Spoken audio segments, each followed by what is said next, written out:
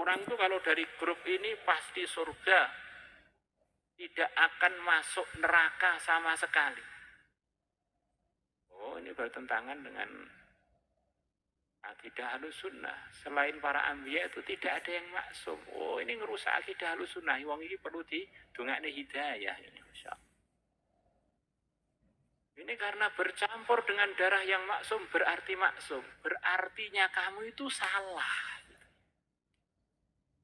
Qabil itu bercampur darah maksum, darahnya Nabi Adam. Bercampur dengan asli kan beda tuh kan, Masya Allah. Ya bercampur, tidak diartikan murni. Karena bercampur bisa masuk neraka kekal abadi selamanya kalau tidak dipilih Allah untuk membawa iman.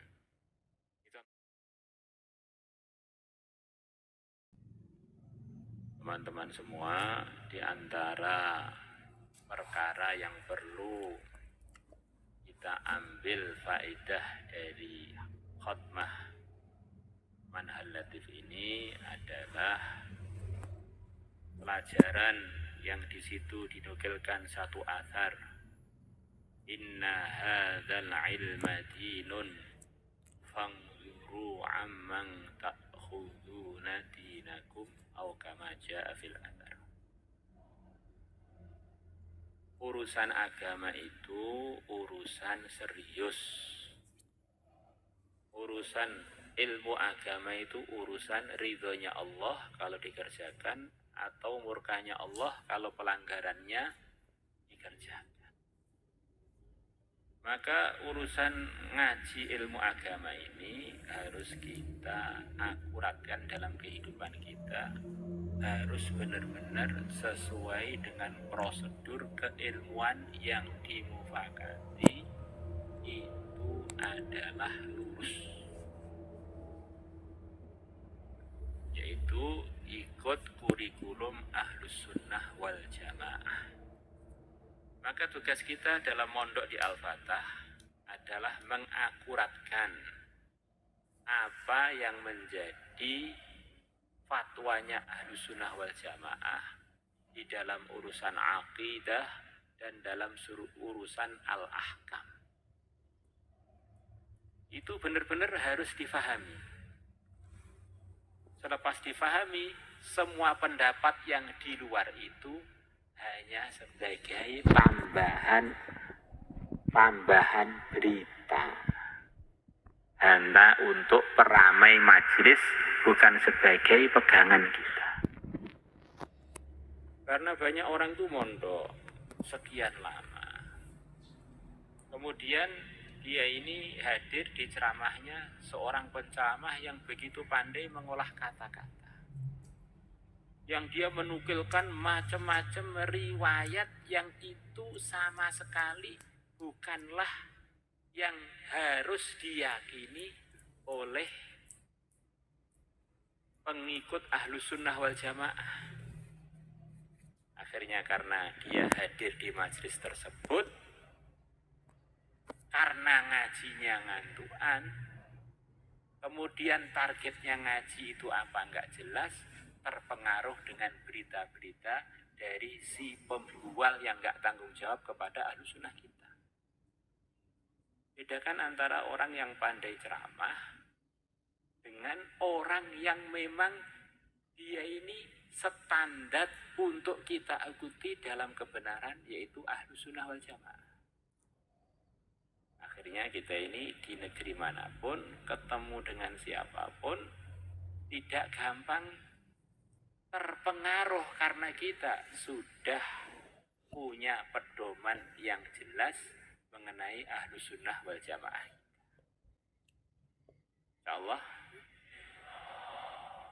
Kemudian di antara pelajarannya, Masya Allah, di dalam kitab Manhal Al-Latif ada Al-Mukthirun, 7 sahabat yang telah meriwayatkan hadis kepada umat lebih dari 1000. Akhirnya nama mereka dikenang, nama mereka harum, terkirimkan untuk beliau-beliaunya. Pahalanya umat Muhammad, alangkah untungnya orang-orang yang seperti beliau itu posisi. Ini seharusnya memotivasi kita, menyemangati kita. Saya hidup sekali ini bagaimana? Saya punya usaha keilmuan yang dari situ muncul segala kebaikan, yang dari situ saya terus dapat pahala nggak putus sampai hari kiamat, sampai akhirat yang kekal abadi selamanya. Insyaallah kita hafalkan hadis, hafalkan Quran. Kita niat untuk buat madrasah, kita niat untuk membuat lembaga keilmuan, kita niat untuk ikut memajukan lembaga-lembaga keilmuan. Dengan keyakinan memang semua kebaikan itu permulaannya dari ilmu.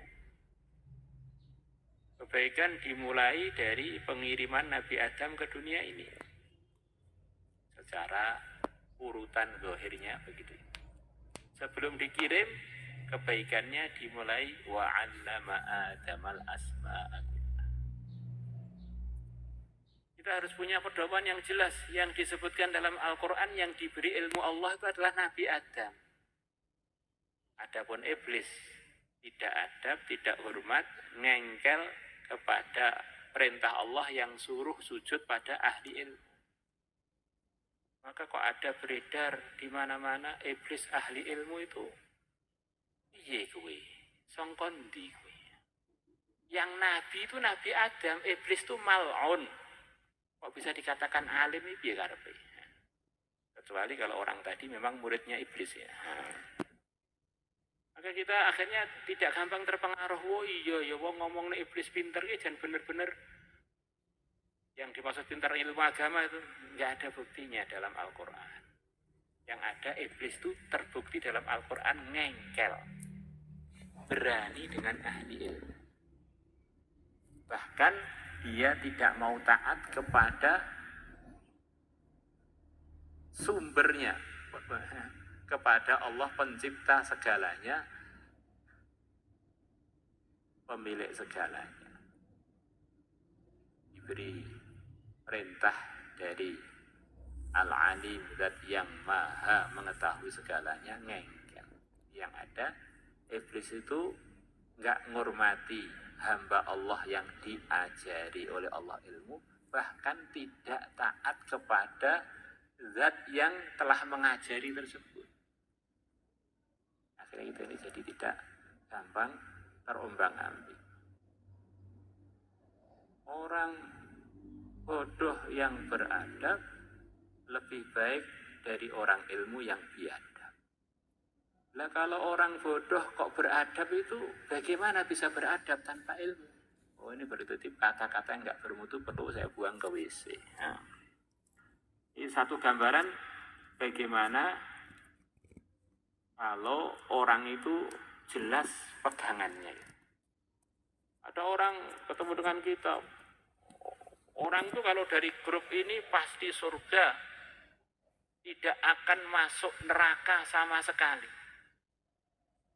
Oh ini bertentangan dengan akidah Ahlussunnah. Selain para anbiya itu tidak ada yang maksum. Oh ini ngerusak akidah Ahlussunnah. Wong ini perlu didongakne hidayah ini. Ini karena bercampur dengan darah yang maksum berarti maksum. Berartinya kamu itu salah. Qabil itu bercampur darah maksum, darahnya Nabi Adam. Bercampur dengan asli kan beda tuh kan. Masya Allah. Ya bercampur, tidak diartikan murni. Karena bercampur bisa masuk neraka kekal abadi selamanya kalau tidak dipilih Allah untuk membawa iman. Contohnya begitu. Jadi kalau kita ini akidahnya benar ya, Masya Allah, mudah untuk lurus terus walaupun di macam-macam majelis, di macam-macam kenal.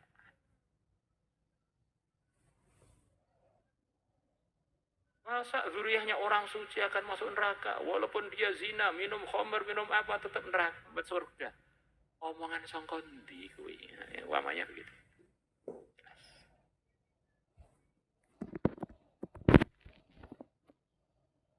Berarti wamanya dalam beberapa fatwa urusan. Kami ini punya pemahaman yang tidak dipahami oleh a'immah madzhabul arba'ah. Nek ngono kuwi ya sanulah. Ini grup yang memang keluar dari hidayah. Bukan keluar dari Islam ya, keluar dari hidayah. Nah, urusan itu. La ilaha illallah. Dan masih banyak yang lain-lain,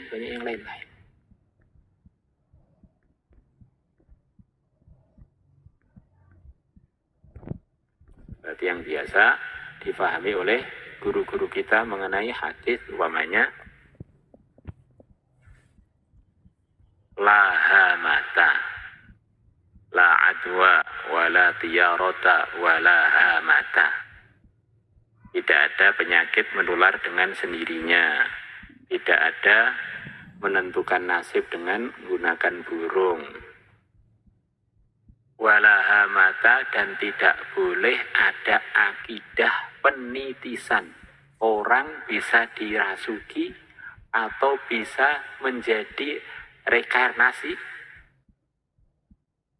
arwah-arwah yang telah mati sebelumnya. Maka ketemu orang yang sepertinya kesurupan. Dia bilang, aku adalah roh kakek dia, roh nenek dia, roh teman dia. Ya itu nggak usah percaya. Mungkin aja korinnya temannya. Mungkin aja begitu. Tapi kalau badan manusia itu hanya diisi oleh satu roh manusia saja. Kalau setan masuk itu memang masahumus syaitan diceritakan dalam Al-Quran juga. Artinya nggak seperti sebagian daerah nganggep bahwa arwah-arwah itu bisa datangi cucunya untuk masuk di badannya. Kalau datangi cucu, bisa saja. Sebagaimana dalam pelajaran kita. Jenguk cucunya. Tetapi kalau merasui badan, nyawa manusia jadi double 2 di badan kita, itu satu hal yang dianggap bertentangan dengan la hamata. Wallahu a'lam. Masih banyak lagi lah cerita-cerita.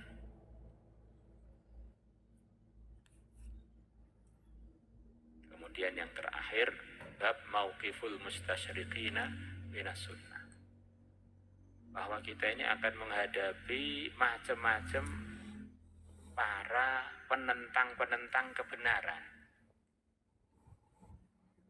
atau penentang-penentang ahlus sunnah wal jamaah atau penentang-penentang pendapatnya jumhurul ulama. Maka siapkan adillah, siapkan barohin untuk menjawab tantangan-tantangan tersebut dengan rajin mengaji, rajin membaca, dengan terus belajar. Mereka bilang begini, jawabannya yang sesuai bagaimana? Maka kemarin anak kelas 5 apa kelas 6 tanya, apa buktinya? Ada orang bertanya, apa buktinya kalau Tuhannya Nabi Ibrahim itu adalah sama dengan Tuhan kita yang disembah oleh umat Muhammad?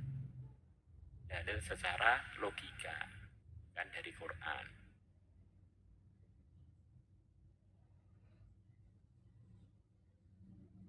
Jawabannya mudah. Di antaranya, Nabi Ibrahim itu bapaknya Nabi Ishak, bapaknya Nabi Ismail. Kerjaannya adalah bangun masjid. Masjid itu untuk nyembah Gusti Allah. Dan masjid yang dibangun masih ada, yaitu Ka'bah dan Baitul Muqaddas. Yang mana ini adalah tempat untuk menyembah Tuhan yang Maha Esa. Jadi secara logika dan kenyataan, memang Nabi Ibrahim itu adalah kakeknya pembangun masjid seluruh dunia itu. Di samping kampungnya Nabi Ibrahim loh, sampai sekarang itu masih ada namanya Hayyul Khalil di Palestina sana. Kuburannya pun masih jelas di sana. Putra-putranya juga diceritakan dalam sejarah dan tinggalannya masih begitu jelas. Tinggalannya yaitu para anbiya, tinggalannya yaitu Masjid Al-Haram, Masjid Al-Aqsa, tempatnya orang-orang yang menyembah Tuhan yang Maha Esa. Yahudi sampai sekarang mengakui Tuhan itu hanya satu. Nasrani sebelum diangkatnya Paus untuk meresmikan Tuhan adalah 3 itu semuanya Tuhannya satu. Bahkan sekarang sebagian grup Nasrani, kalau nggak salah Nasrani Advent juga tetap meneruskan bahwa Tuhan itu hanya satu. Mereka semuanya nganggep Nabi Ibrahim adalah sebagai tetuanya di dalam urusan agama.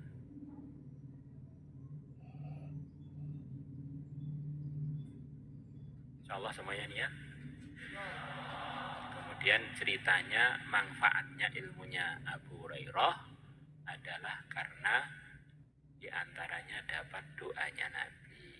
Maka kita di samping berdoa sendiri, minta doanya orang-orang soleh supaya kita hidup sekali diberi ilmu agama yang berkah, yang menjadikan kita takwa, akhirnya di mana saja untung terus.